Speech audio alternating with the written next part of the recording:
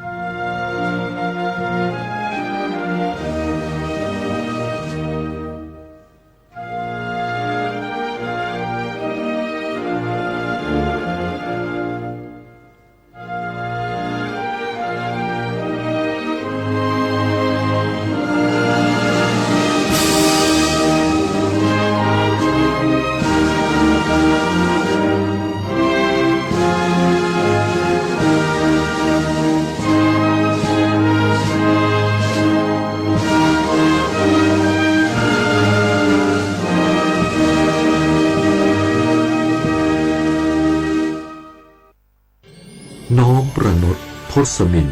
เปลี่ยนประเทศทรงพระคุณอุ่นเกตวิเศษสมัยเฉลิม6 รอบพระชนมงคลพระไทยน้อมถวายพระพรชัยทรงพระเจริญด้วยเกล้าด้วยกระหม่อมขอเดชะข้าพระพุทธเจ้าคณะผู้บริหารข้าราชการและเจ้าหน้าที่สถานีวิทยุกระจายเสียงแห่งประเทศไทยกรมประชาสัมพันธ์นี่คุณลูกสาวฉันเพิ่งเรียนจบอยากทำงานที่นี่คุณช่วยหน่อยสิต้องมาสอบตามระเบียบก่อนนะครับหากลูกสาวคุณสอบผ่านได้งานแน่ๆเลยอย่าว่างั้นนี้เลยนะฉันมีสินน้ำใจมาให้ด้วยคุณรับไว้สิหยุดพฤติกรรมทุจริตส่งผลเสียต่อตนเองสังคมและประเทศชาติคนไทยไม่ทนต่อการทุจริตด้วยความปรารถนาดีจากสำนักประชาสัมพันธ์เขต 3กรมประชาสัมพันธ์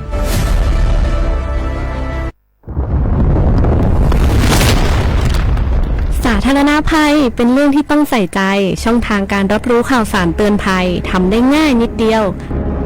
ซึ่งกรมป้องกันและบรรเทาสาธารณภัยแนะนำช่องทางไว้โดยโทรมาที่1784ได้ตลอด24 ชั่วโมงรู้รับปรับตัวฟื้นเร็วทั่วอย่างยั่งยืนด้วยความปรารถนาดีจากสำนักประชาสัมพันธ์เขต 3กรมประชาสัมพันธ์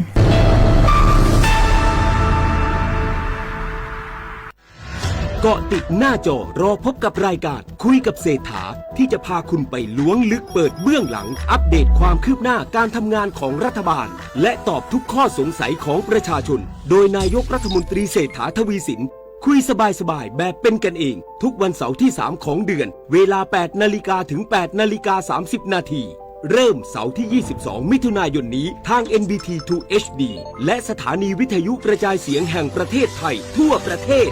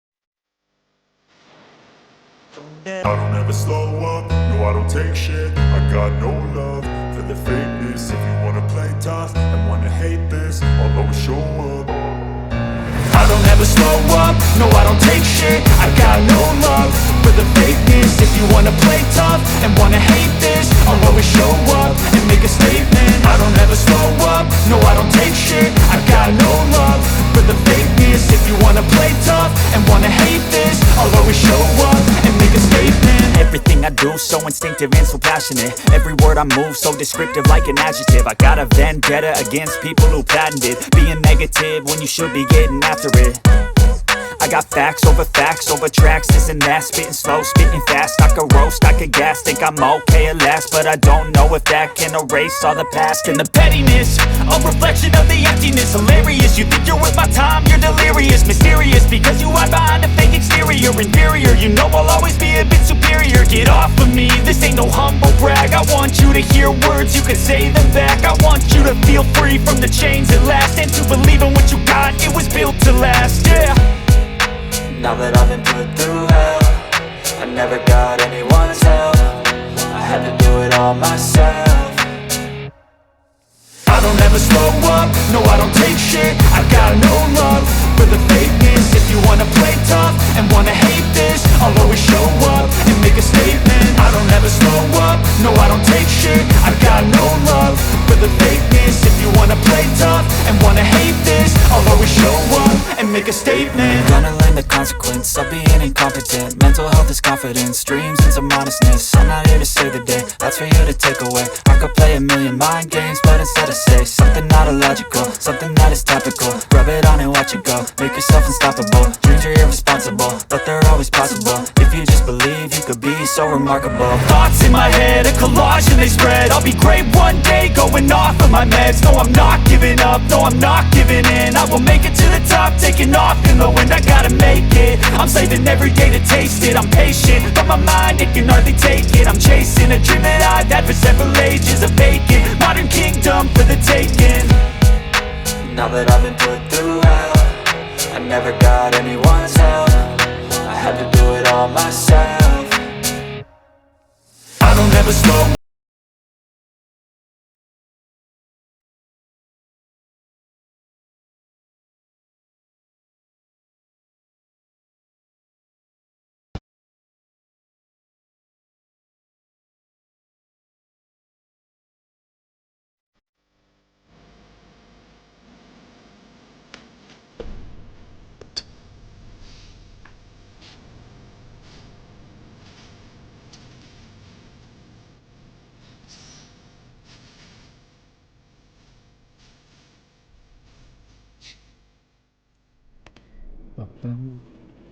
สวัสดีครับข้อความเฉพาะในเมมีโมควานี3 โมกะเอารายการลิสูรู้สึกว่าไปแล้วเอาเฉพาะ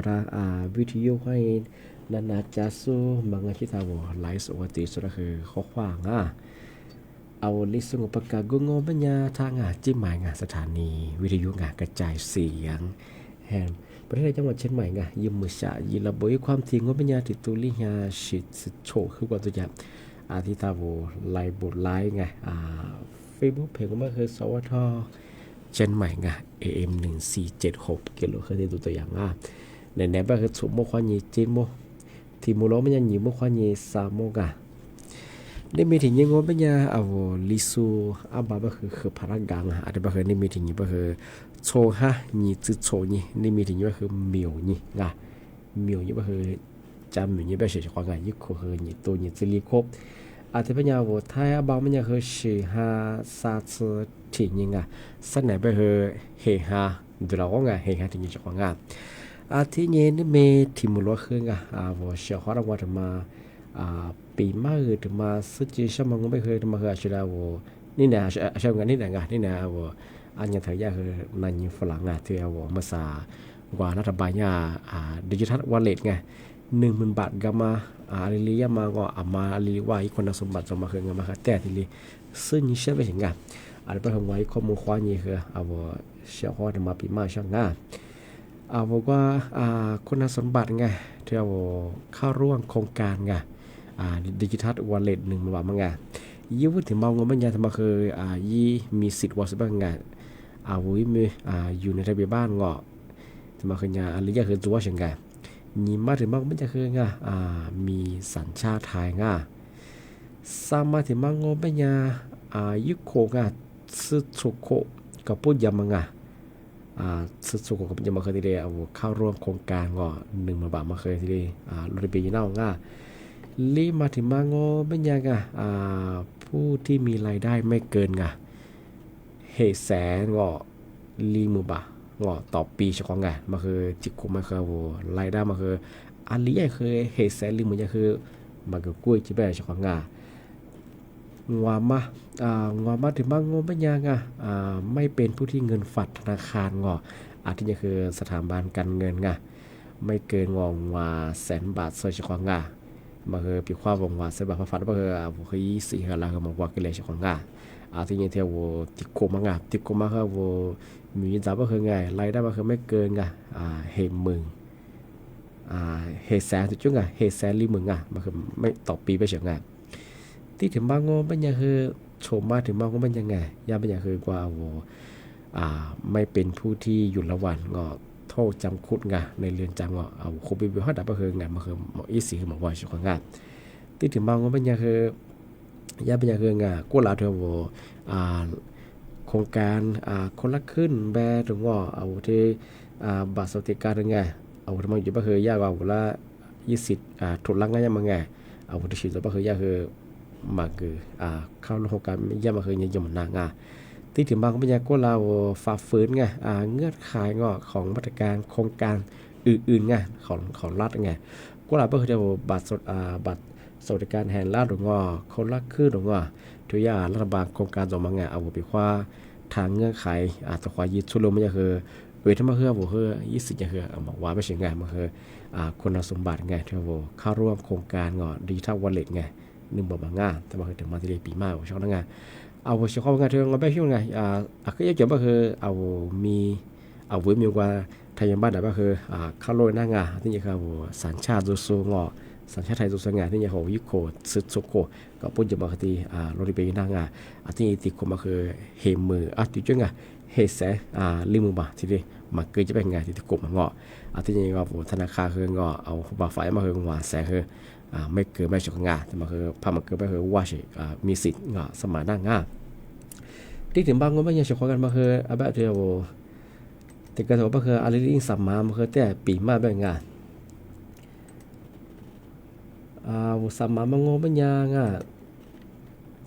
วันที่ซื้อเฮฮาเฮฮาที่ยี่ห้อนี้กูหาสงวนยังที่ปัญญาคือเดียวผู้ที่มีสมาร์ทโฟนเอาโทรศัพท์มือถือดูสูงเอาโทรศัพท์มือถือดูสูงมันยังคือเฮฮาที่ยี่ห้อนี้กูหาสงวนยังไงเอารถทะเบียนกว่าที่ลียงอาจจะเป็นคือเอาที่สมาร์ทโฟนเอาโทรศัพท์มือถือดูสูงก็คือยุติมาก็ไม่ใช่คือต้องดาวน์โหลดแอปพลิเคชันว่ารัฐบาลยิ้มก็คือทันรัฐไปสิธรรมดาโหลดยังไม่ใช่คือเอากว่าจริงย่าเมนูการลงทะเบียนมันคือตัวเสียของเอาจริงที่ลงทะเบียนน่าที่ถึงบางงไม่ใช่เอาที่กรุงส่วนประชาชนว่าสมาร์ทโฟนโทรศัพท์มือถือมาจะส่งก็ไม่ใช่คือลงทะเบียนมันวันที่16ที่กูหาสุดสุดนี่ว่านี่ซื้อหาสงวนเนี่ยจังมันคือยากคืออะไรกว่ายิ่งสมัยยากอะไรกว่ายิ่งคือลงทะเบียนมันยังชัดเจนใจปีข้อยาแถลงข่าวอยู่คือแต่ความสื่อแบบแต่ความปีมากช่องนั้นที่ถึงบางก็ไม่ยังที่เอาล้างค้าเอาอีล้างเปิดซูงไม่ยังลงทะเบียนมาคือเนี่ยดูที่ซื้อ5ทีนี่เขาพูดอย่างมันมาคือที่ลงมาเคยเอาเข้ามาเซ่ยาคือมาแบ่งเอาอะไรกว่ายิ่งคือลงทะเบียนมาจะระบบงอาจจะปีข้อภาษีได้ก็คือแต่ความปีมากช่วงนั้นเอาเมื่อสามารถที่เอาสมาร์ทโฟนส่วนยังวันที่1 สิงหาคมวันที่15กันยายนที่ยุคโคนิโตหัวยาสดเสียบปีข้อมาโทรศัพท์มือถือก็คือว่าโทรศัพท์เขายังสมัยก็คือเนี่ยคือยีสางสะดวกยังไม่ใช่แบบมาโทรศัพท์มือถือก็คือเอาสามารถดาวน์โหลดแอปพลิเคชันทางรัฐมาคือดาวน์โหลดเนี่ยสมัครช่องที่เบื้องไม่ใช่คือนี่มีกับพูดจะมองไม่ใช่ช่องมาคือแต่ใจร่างปีว่า นี่ขึมแบสนันแบงที่ยากลุ่มวิชาชีแกนคอสินเตอร์บคืออับราโทฟลานีเมื่อสาโนมีสิทธิ์20ที่เรียกว่าเป็นยินได้ส่งลิงก์ไปถึงที่ยาโครงการเข้าร่วมดิจิทัล1บาทอับราโทฟลานีที่ชิกกับว่าคือมาฐานยี่ดีฐานรับใส่แต่ก็ตัวบ้านเนี่ยวันนี้ถ้ากระทรวงว่าครมว่านี่โทฟลาไปถึงนี่มีแต่ตีเนี่ยไปถึงเมื่อสาโนถ้าข้อมูลมาเคยไปหาจะเป็นยังไงว่าที่โทรฟลังนี้ข้อมูลเตียงที่เป็นยังรัฐบาลยังคือนโยบายที่ชิมโดยเฉพาะบอกว่าโรถไฟฟ้ายังไม่คือแอปพลิเคชันว่าให้รวยอย่างไงถือว่าว่าอีไลน์ข้อนี้รวยอย่างมั่งเป็นความมาโทรฟลังคือมาแต่สมมติงานไม่คืออันนี้เนี่ยคือกลุ่มมิชาชีแก๊งคนเสื้อผมมั่งมาคือสมมติเฉพาะที่ถึงบางว่าเป็นยังเฉพาะงานมาคือปีข้อโนกว่าบ่หอยแอปพลิเคชันมันพันดาวโหลดยุงมันยังคือมีอะไรอยู่นั่งโครงการรัฐมันยุคที่มางมันยังเท่าเช็ดสิทธิ์ประกาศสังคมอยู่มาคือเช่นน่าชิงถึงกว่ายี่ถึงมาคนแนวยี่มาถึงมันยังสามารถตรวจสอบเครดิตบุโรเฮยินหน้าดูสามารถถึงมางมันยังตรวจสอบเงินอุดหนุนเด็ดแรกเก่งเท่าสัญญาและว่าสัญญาพระเฮดุราทางรัฐบาลยินยอมมาคืองคือ20คือที่ตัวสอยหน้าไม่ใช่ไงผู้บ่าวมายินยอมมรีมาถึงบางงบัญญาจ่ายค่าใบสั่งจราจรปีควานโนจราจรว่าย่าใบสั่งพันกลับก็คือสามารถจ่ายผ่านหรือแอปพลิเคชันทางรัฐบาลทีนี้จ่ายหน้าไม่ใช่ที่แบบมันยากเฉพาะมาโทรศัพท์มือถือตัวสงสามารถโฟล์ตัวสุดก็คือสามารถดาวน์โหลดแอปพลิเคชันเธอทางรัฐดาวน์โหลดนั่นมาว่าเธอพรีสโตร์ระบบที่ iOS มันก็จะคือระบบ Android ยังมาที่นี่ดาวน์โหลดน่าเฉพาะปีข้าวโทรศัพท์มือถือตัวสุดยี่มากู้ก็คือเสียความบุญของลิปลิมาประเทศจะสุดก็คือที่นี่คือจะเฉพาะที่เป็นยังมากกว่าแต่ว่านั่นอาจจะว่าเฉพาะงานชุดคืออันยาซิมีบ้างถ้าจิ้มไปจากงานต่อการรู้ว่าจะซื้อบุษมกว่าที่ดีฝรั่งนั่นอาจจะเฉพาะงาน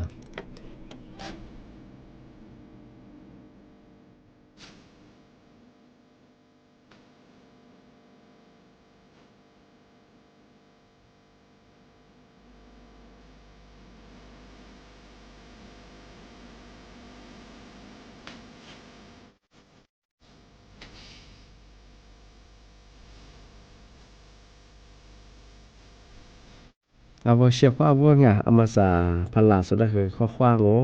แล้วก็จะทัดไทยเพื่อจอง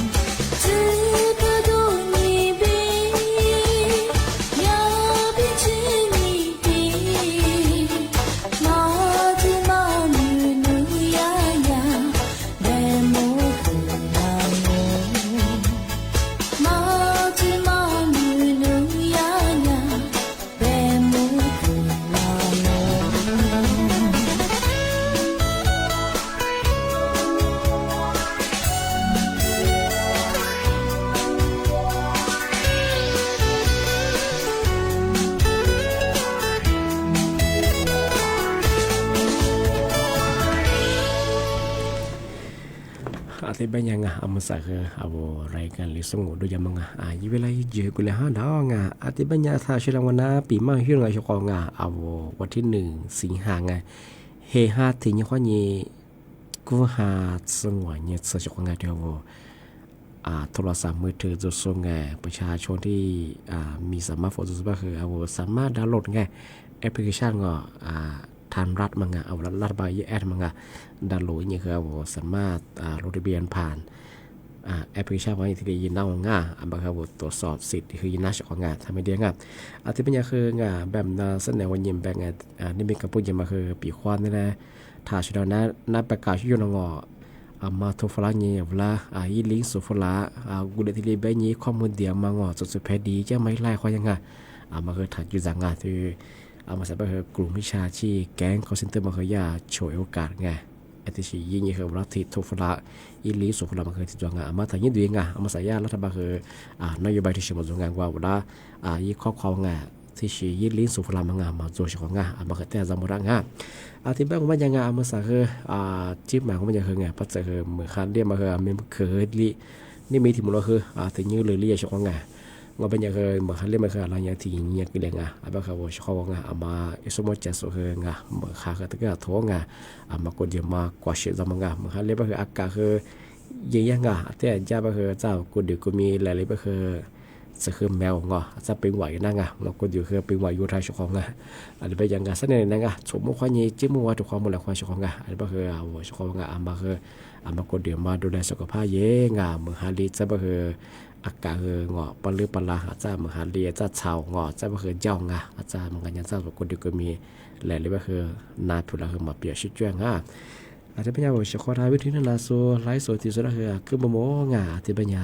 สั้นแหน่งาชมโมควานี้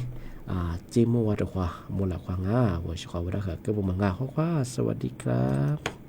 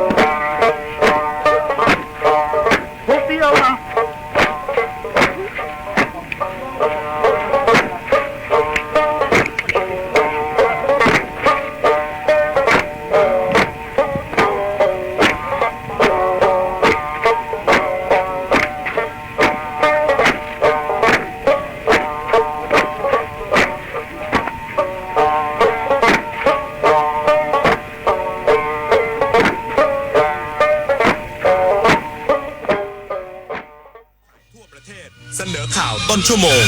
รู้เร็วรู้จริงเกาะติดทุกสถานการณ์